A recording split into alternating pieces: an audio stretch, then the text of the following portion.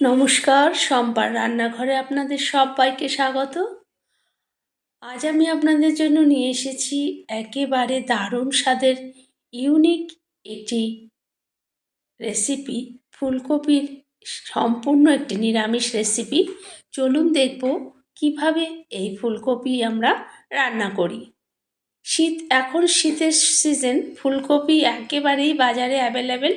তবে এই সময় ফুলকপিটা খুব ভালো থাকে, পোকামাকড়ও কম থাকে, তাছাড়া কচি থাকে ভীষণভাবেই, খেতে খুবই ভালো হয় এই সময়কার ফুলকপি। তো আমি একটা ছুরি দিয়ে ঠিক এই রকম বড় বড় শেপে ফুলকপি কেটে নিচ্ছি। ফুলগুলো শুধু আলাদা করে নিচ্ছি। আমি জল বসিয়ে দিয়েছি কড়াইতে, দেখুন। এর মধ্যে ফুলকপিগুলো একটু ভাপিয়ে নেব খুব হালকাভাবে। যেহেতু কচি ফুলকপি, সেই কারণে একেবারেই হালকাভাবে আমি ভাপিয়ে নেব। আমি এখানে ছোট কপি যেহেতু, তাই দুখানা নিয়েছি। আপনারা আপনাদের প্রয়োজন মতো নেবেন এই ফুলকপি কেটে। এখনকার কপি খুব বিশেষ বড় নয়, একটু ছোট ছোট। জানুয়ারির দিকে অনেক বড় বড় কপি পাওয়া যায়।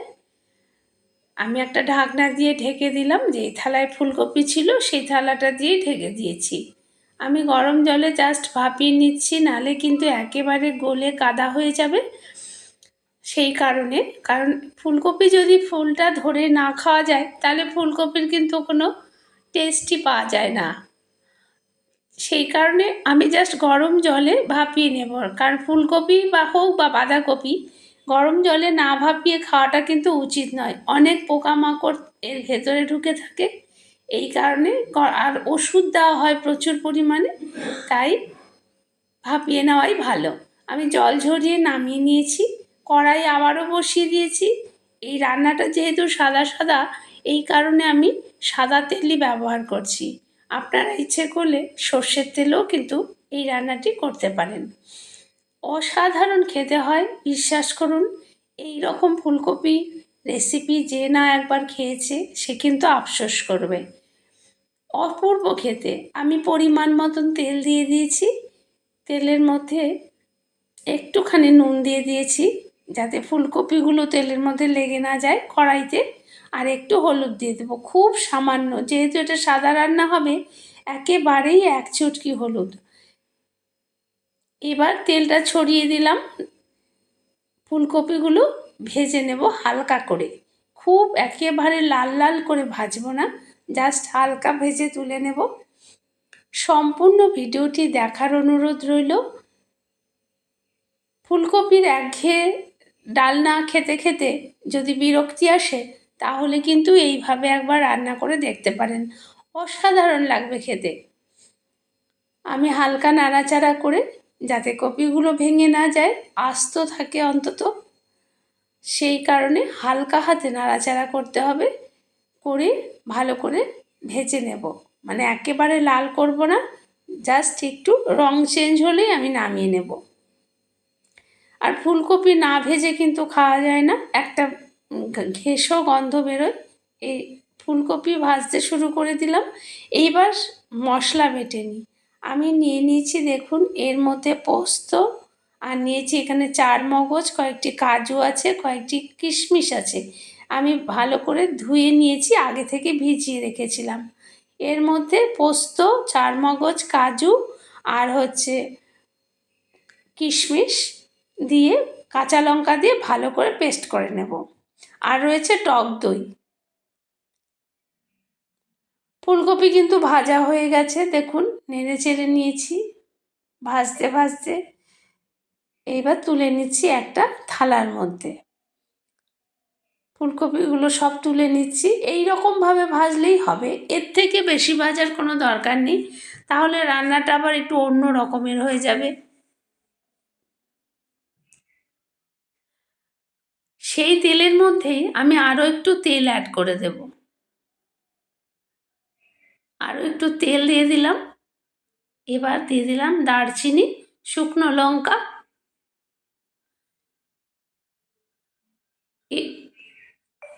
লবঙ্গ, ছোট এলাচ, আর দেব কয়েকটি গোলমরিচ। দেখুন, কয়েকটি গোলমরিচ ফোড়ন দিয়ে দিলাম। এটা এক ধরনের ফুলকপির রেজালা, তবে আমি পেঁয়াজ রসুনের ব্যবহার করিনি। সম্পূর্ণ নিরামিষ ফুলকপির রেজালা বলতে পারেন, একদমই সেই স্বাদে তৈরি। এবার যে মশলা পেস্ট করে রেখেছিলাম সেই মশলা অ্যাড করে দিলাম। আমি এর মধ্যে কিন্তু কোনো জিরে, ধনে বা পাঁচফোড়নের ব্যবহার করব না, একেবারেই ডাইরেক্ট মশলা দিয়ে দিলাম। একটু জল দেব, নাহলে যেহেতু বাদাম রয়েছে, কিশমিশ রয়েছে, ধরে যাওয়ার সম্ভাবনা থাকে, সেই কারণে একটু সামান্য মিক্সি ধোয়া জলের মধ্যে অ্যাড করে দিলাম, যাতে মশলাটা ভালো করে কষানো যায়।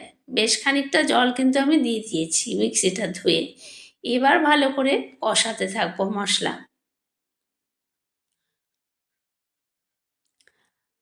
ভালো করে কষিয়ে নেব মশলা। দিয়ে দেব টক দই। আমি টক দই আগে থেকে ফেটিয়ে রেখেছি। এই দই আর এই মশলা দিয়েই কিন্তু এই রান্নাটি। আমি কিন্তু এর মধ্যে কোনো হলুদের ব্যবহার করব না। ওই তেলের মধ্যে যতটুকু হলুদ দিয়েছিলাম।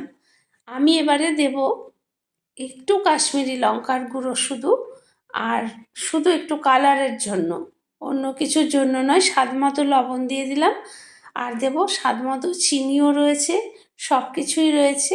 আমি কিন্তু এখানে আদার ব্যবহার করব না, আপনারা ইচ্ছে করলে একটু আদা দিতে পারেন। কাঁচা লঙ্কা দিয়ে দিলাম, একটু কাশ্মীরি লঙ্কার গুঁড়ো দিলাম জাস্ট কালারটা সুন্দর হওয়ার জন্য।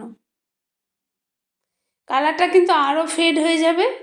এখন এই মুহূর্তে দিয়েছি বলে বেশি লাল মনে হচ্ছে, কিন্তু কষাতে কষাতে এর কালার কিন্তু আরও ফেড হয়ে যাবে।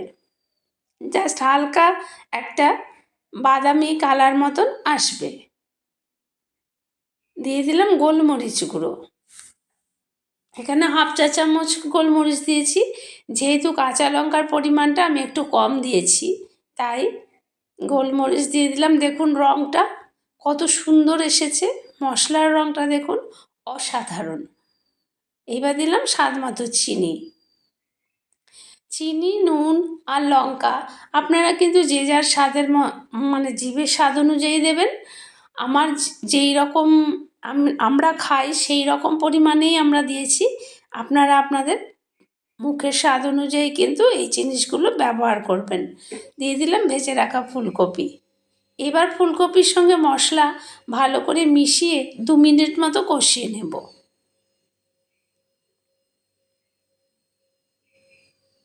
একদম সম্পূর্ণ নিরামিষ রেজালা, ফুলকপির নিরামিষ রেজালা।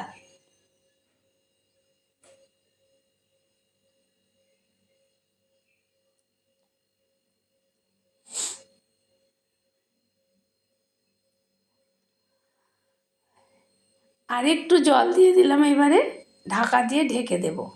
একবারই জল দিয়ে দিলাম, মশলা কষিয়ে ঢাকনা দিয়ে ঢেকে মিনিট 5 রান্না করেছি। দেখুন অনেকটাই রান্না হয়ে এসেছে, ফুলকপি কিন্তু একদম পারফেক্টলি সেদ্ধ হয়ে গেছে। আমি গ্যাসের ফ্লেম একটু হাই করে দেব, যাতে গ্রেভিটা আরও একটু ঘন হয়। আর আছে গরম মশলার গুঁড়ো, থাকবে ঘি, এত সুস্বাদু হয়। আর দেব একটু কসুরি মেথি। এর মধ্যে আর কোনো মশলা কিন্তু নেই। দিয়ে দিলাম গরম মশলার গুঁড়ো।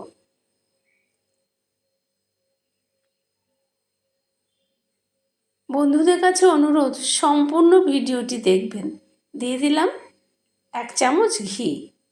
এই ধরনের রান্নাগুলোতে ঘি, গরম মশলা না দিলে ভালো লাগে না। একটু কসুরি মেথি ছড়িয়ে দিলাম নামিয়ে নেওয়ার আগে। রান্না কমপ্লিট।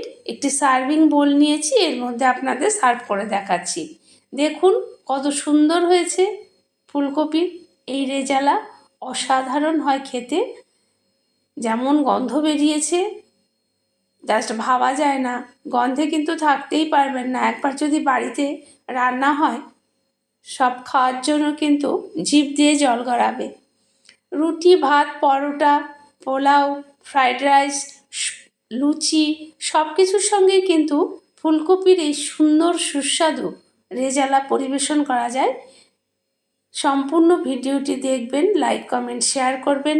আর যারা নতুন বন্ধু এখনও আমার চ্যানেলটিকে সাবস্ক্রাইব করেননি, তাদের কাছে অনুরোধ সম্পূর্ণ ভিডিওটি দেখার সাথে সাথে প্লিজ একটি সাবস্ক্রাইব করে বেল আইকনটি প্রেস করে চ্যানেলটির পাশে থাকবেন, যাতে সবার আগে নোটিফিকেশন আপনার কাছে পৌঁছে যায়। দেখুন তো কত সুন্দর রান্না হয়ে গেল কয়েক মিনিটের মধ্যে। আপনারাও বাড়িতে একবার এইভাবে তৈরি করে খেয়ে দেখুন, দেখবেন অসাধারণ লাগে, মুখে স্বাদ লেগে থাকবে। অপূর্ব হয় এই ফুলকপির রেজালা। দেখুন কত সুন্দর হয়েছে।